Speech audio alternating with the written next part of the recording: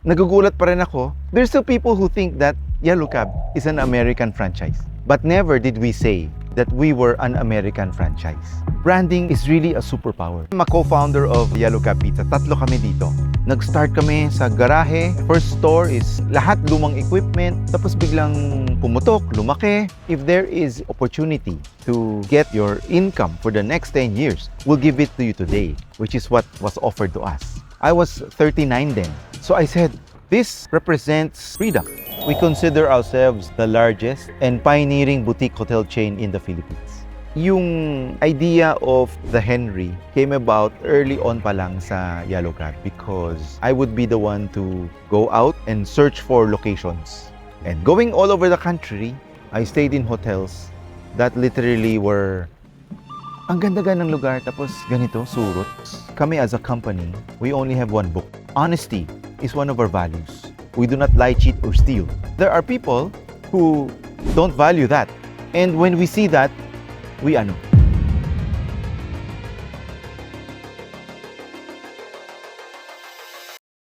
Audio rolling, video rolling. So do you want me to look at the camera, look at you, or look at you? Okay.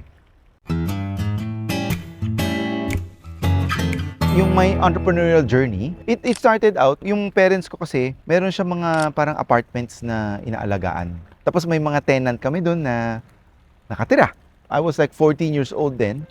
Naisip ko lang, uy, baka nagugutom mga to. Magbenta kaya ako ng mga tinapay sa kanila. So, Spanish bread, no, asado paw, yung mga ganun. So, yun yung ginawa ko. Nagbenta ako ng mga tinapay sa kanila. Nag-bake ba ako? Hindi. Bumili lang ako sa iba ng wholesale. Tapos, linagay ko sa isang bilog na plastic container na andun lahat ng tinapay. Pwede lang piliin. Ayun, tapos kumikita ako ng spread. Wholesale retail.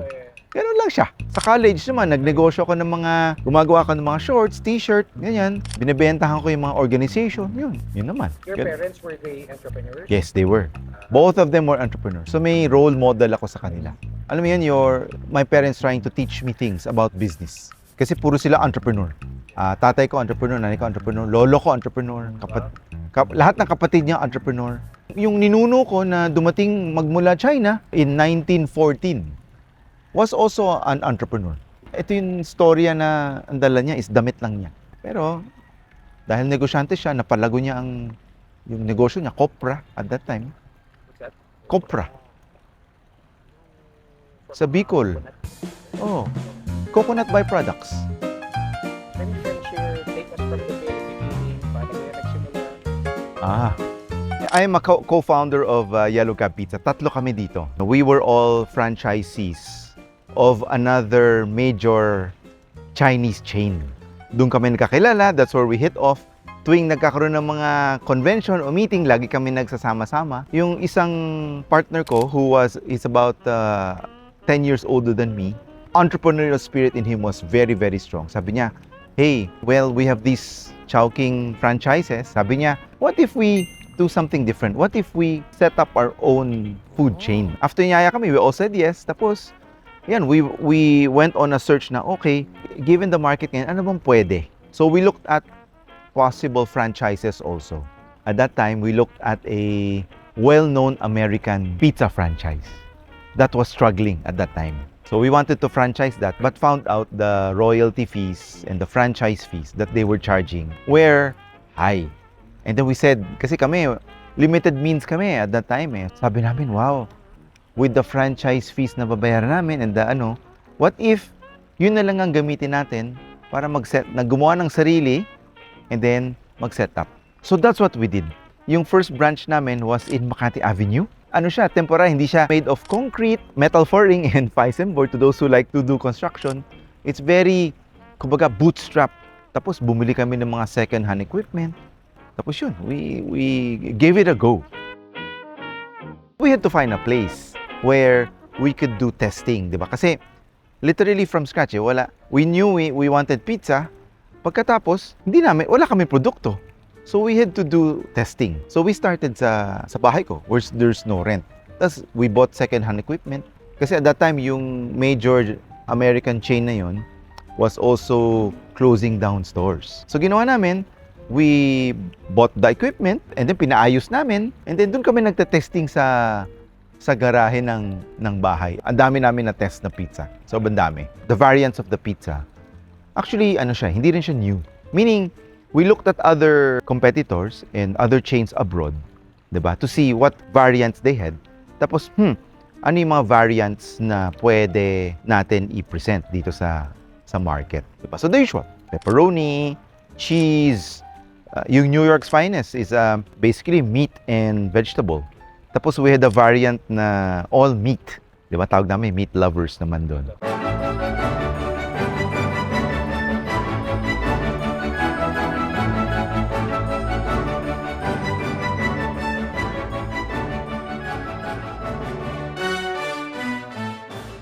One of the biggest takeaways ko in this Yellow Cab journey, no? That yung branding, that's how you will survive, compete, and leapfrog competition. So we were very intentional in the branding. What we wanted was the look and feel of an American franchise. Yung ano pa lang, Yellow Cab Pizza Company. Tapos in our stores, in the branding, yung ano, yellow and black stripes. Yung mga photos na linagay namin sa store was photos of New York. And then the food was also very, very good, di ba? That's why people thought that it was an American franchise. But never did we say that we were an American franchise. So naging ano lang yun yung sinasabi na perception is reality. So that was the perception of people that it was an American company or American franchise. And then to them, that became the truth. But we never said that we were an American franchise. So actually nga ngayon, nagugulat pa rin ako that there are people who think when I share my story, there's still people who think that Yellow Cab is an American franchise. So, nakatuwa. We did our branding so well. So it's a compliment for you kasi that was the intention naman talaga. That was the intention, oo. Yung branding ha, the look and feel would be American.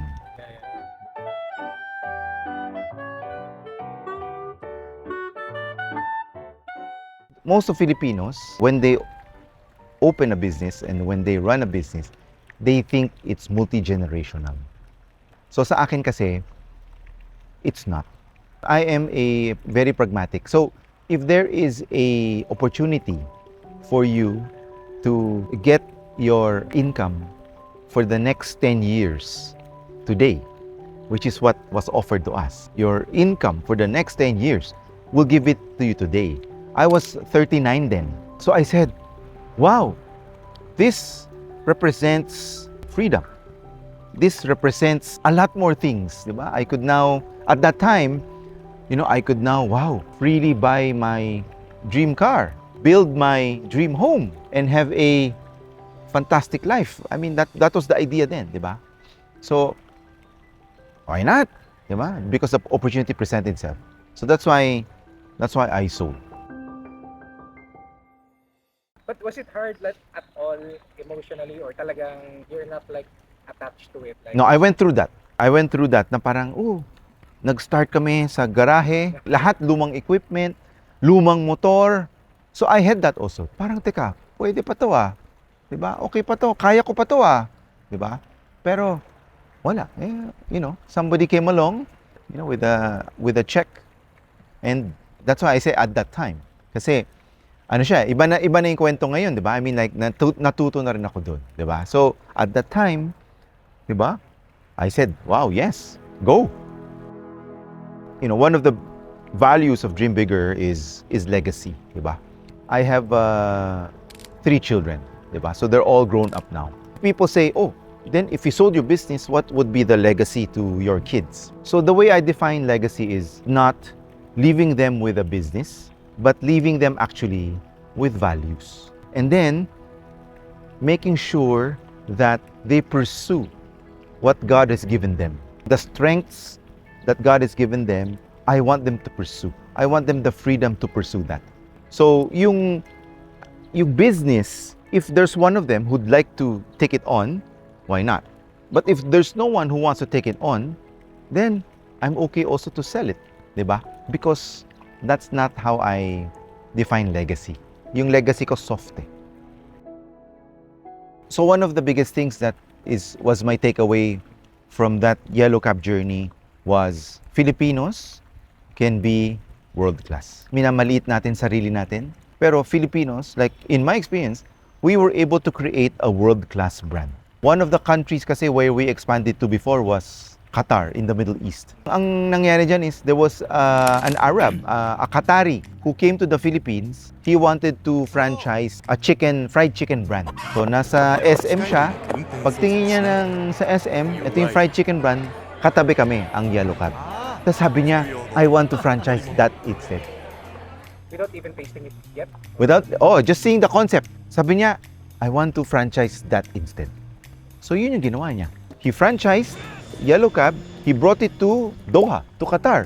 Tapos, nag-expand siya. So, ngayon, yung mga Yellow Cab stores ng Qatar, hindi lang Qatar, pati yung GCC, which is kasama Dubai, Oman, sa kanya yun. Nag-expand siya. So, I don't know how many now, pero he was our franchisee for not only Qatar, but also for the GCC. Arabo yun no Philippine connection whatsoever. So, dun sa akin yung parang, wow, we can build world-class brands. And that Filipinos are world-class. So that's what I bring with me today.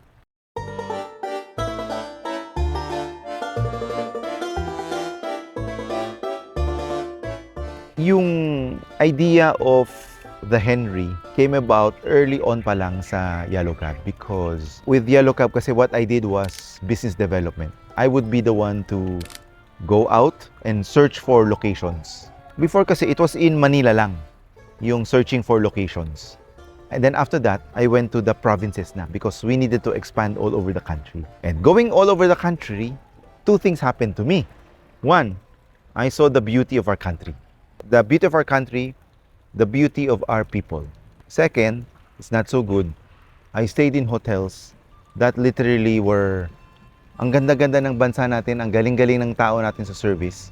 Pero ang hotels natin were literally like, wow, ito yun. Pag uwi ko, meron akong pasalubong. Diba? Mamhilig tayo sa Pilipinas sa pasalubong, di ba? Pero yung pasalubong ko, tatlong kagat siya eh. Dito, tapos dito. Dito wala. Ito, okay to. Tatlong kagat. Ano pala yun? Natuto ko, surot pala yun. Ang surot pala, babalikan ka ng 3 beses sa isang gabi. Na-implant talaga sa akin yun na, grabe naman dito. Ang ganda-ganda ng lugar, tapos ganito, surot. So for me, that was like, if I were to do something after Yellow Cab, it would be this.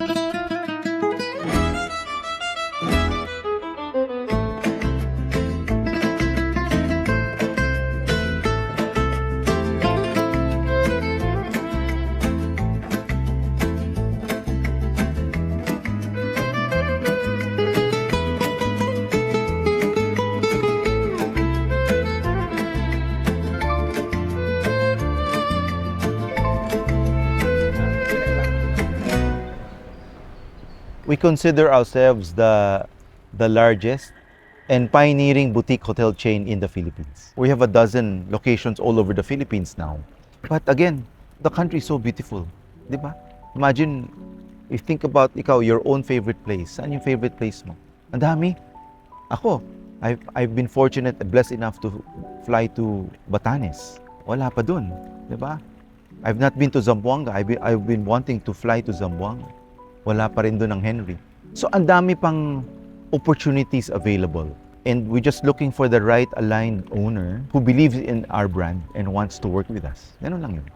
When you say alignment, are you just talking about values? Or... It's usually values. Kami as a company, we only have one books. Diba? And honesty is one of our values. Diba? We say it as it is. We do not lie, cheat, or steal. There are people who don't value that. Diba? And when we see that, we back out. We know that eventually it will be a problem, 'di ba? And ganun din yung all my people know this. Our values kasi are very important to us. Diba? Like I said, legacy, that's my values. To my children. Same here with the company, with the Henry. Yung values to us is very important. So ang dito is, if our values are compromised, we walk away. Ganun lang yun.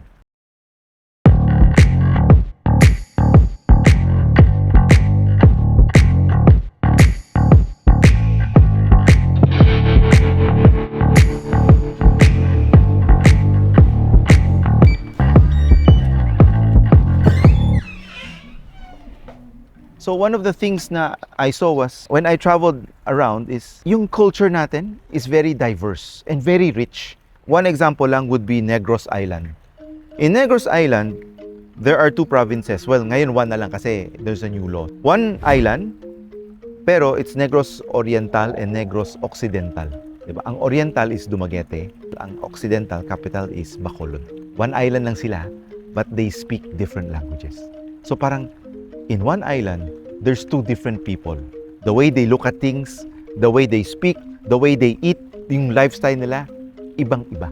Sense of place yun eh. Ang mga taga Bacolod, the way they look at things, what is important to them, their history, their culture is different from those of Dumaguete. So sinabi ko sense of place, diba? What I really don't like kasi is, di ba ngayon when people advertise, say whether it's their hotel or Airbnb, laging sinasabi nila Balinese style. Balinese style. So doon ako na tumataas ang balahibo ko doon. Kasi nga, ang ganda-ganda ng lugar mo, di ba? Pero sasabihin mo, Balinese style siya. Why don't you just showcase your culture? Showcase where you are. Let's say we have a property in Siargao. Ang culture ng Baguio is so different from Siargao. Di ba? So that's one of our brand pillars, tawag namin yun. Tawag namin yan, sense of place. So we highlight what is in the area. Let's say in Siargao, we highlight what's Siargao nun. Rooted in locality, oo, yes, and rooted in context. Kalaban namin mga international chains, diba? Sila naman, the way they go about things kasi is standardized lahat. So kung ano yung kwarto nila, ano yung configuration nila sa wherever, abroad, kinokopy lang, cut and paste, diba? So kami, we are very, very flexible. Kasi nga, we do adaptive reuse. If you look at yung background natin, this was a house built in 1949 where a Chinese family lived. So dati meron dyan living room, may dining room, meron study. So ngayon, it's been turned into a hotel, restaurant, and rooms. While honoring the context. Di ba? Hindi namin siya giniba. Yung mga original floors, andun pa rin. So we honored that, itong local context na nga na yun. Pero, we brought it to the future. May aircon, may internet. Diba? Komportable yung kama. Like I said, one of our brand pillars is sense of place. Diba? So I was kind of thinking, if our hotel was not authentic and unique, why would you come here? Diba? If you go through, kasi where we are, yung street is called FB Harrison. Dadaanan mo, junk shop. Meron ka pa nga madadaan ng motel eh. Diba? May pagawaan pa ng sasakyan. Why will you come here? Diba? So sabi ko nga, if I had something, a product that's unique and authentic, people will stay. That is a big bet. That's one of the brand pillars actually of our tagline. Yung tagline namin is like no other. So what makes the Henry us like no other? So one of it is sense of place. We don't have a property that is the same. Yung itsura niya, look and feel. But what is the same is our second brand pillar, which is the Filipino. Leveraging on the Filipino. Hello there! Welcome to the Henry Hotel Manila. What does that mean? Sabi ko nga, di ba? Ang ganda ng bansa natin, tapos yung tao natin, yung puso nila for hospitality, for service, ano na eh, hindi mo na kailangan turuan. Andyan na siya. Papalish mo na lang, natural na yun eh, papalish mo na lang. So ganun kami. We believe in the innate talent of the Filipino for service. We don't have any foreign managers here. It's all Filipino. Kumbaga, it is our belief put to the test, di ba? Tsaka yung the way we pick our resident managers kasi is also, tawag namin doon, diamonds in the rough. Hindi sila yung mga tipong proven na GMs na sila. These are managers, di ba, who need a break, you know, who show the potential. But in others, matatabunan sila kasi sa laki ng organization. Pero dito, they are seen and they are developed. Tapos yung third namin na brand pillar, tawag ko dyan, celebrating the Philippines through social enterprise and local enterprise. Yung mga katrabaho namin in our ecosystem kasi as much as we can are enterprises that provide social impact. So sino yun? Human Nature, Messy Bessie. Tapos yung coffee namin is it's a different company, it's called Henry & Sons. But they source their coffee from Benguet. Yung mga trash can namin are made of recycled newspaper or recycled sachet made by poor women in Tondo. Alam mo yun? So, it's surrounding ourselves with a network or an ecosystem of social enterprise. Kung wala kami mahanap na social enterprise, local enterprise na hinahanap namin. Those three brand pillars na sinasabi ko is what makes us like no other. Branding is really a superpower. You know, that's how we are able to survive and compete, and in this case, trying to leapfrog competition. Ang kalaban namin kasi dito are all the big chains and all the big hotels that are present in the country. And how do we differentiate ourselves? Is through what I say, clarity of vision. Yung clarity of vision na yun yung sinasabi ko, yung brand pillars namin. 'Di ba? Yung sense of place, leveraging on the Filipino, and celebrating the Philippines. Yung three things na yun put together, plus the values of our company, which is love, accountability, and honesty. You put that in together also, creates the soul of the company. So ano yan? Actually, yung sinasabi ko, clarity of vision brings about certainty of intent. Diba? That's why lahat ng galaw namin is according to the brand pillars, according to the values. Because we use the values as our guardrails. We use the power of our values. So you ask me what's one thing that, you know, an entrepreneur should have. So for me, it's two things because they're tied together. The first is, kasi nga, passionate ka about that. And yung passion mo can be anything, and you can create a business out of it. That does not define success for me. Na matandaan ka pa, wala na yun, mabilis ang buhay. Here today, gone tomorrow. What's like the Angki Lee formula? Angki Lee formula.